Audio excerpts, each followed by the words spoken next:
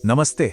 आज बात करते हैं एक ऐसी चीज की जो हमारी जिंदगी के हर हिस्से से जुड़ी है, जलीय संसाधन। तो कभी सोचा है कि पानी से हमें असल में मिलता क्या है? क्या सिर्फ पीने के लिए पानी? नहीं, जवाब इससे कहीं ज्यादा बड़ा और दिलचस्प है। चलिए आज इसी की गहराई में उतरते हैं। तो शुरुआत करते हैं बिल्कुल बेसिक से। सबसे पहले ये समझते हैं कि जब हम कहते हैं जलीय संसाधन तो इसका आखिर मतलब क्या होता है। देखो, बहुत आसान भाषा में समझें तो पानी से हमें जो भी काम की चीज मिलती है ना, वही जलीय संसाधन है। इसमें सब कुछ आ जाता है, नदियां, झीलें, बड़े बड़े महासागर और हाँ, उनमें रहने वाले जीव जंतु और खनिज भी।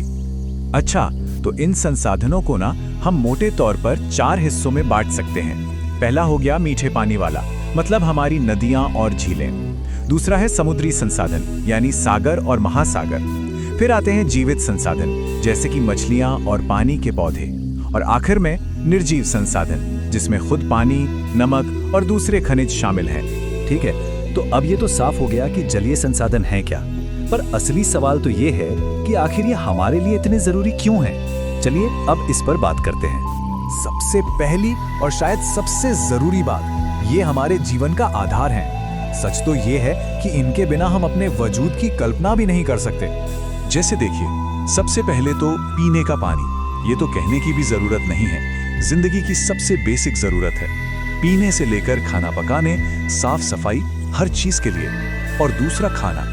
दुनिया भर में करोड़ों लोगों के लिए मछलियां और दूसरे जलीय जीव ही प्रोटीन और जरूरी न्यूट्रिएंट्स का सबसे बड़ा जरिया है। पर रुकिए, बात सिर्फ जिंदा रहने की नहीं है।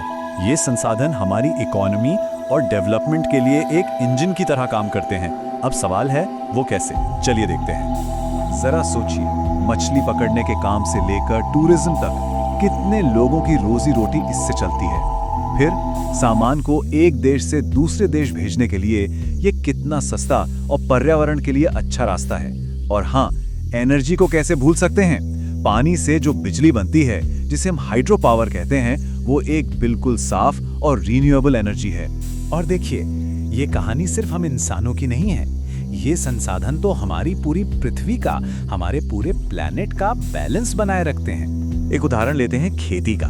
हमारे फसलों को उगाने के लिए सिंचाई कितनी जरूरी है, ये तो हम सब जानते हैं। और इसके अलावा ये पर्यावरण का बैलेंस भी बनाए रखते हैं। कैसे?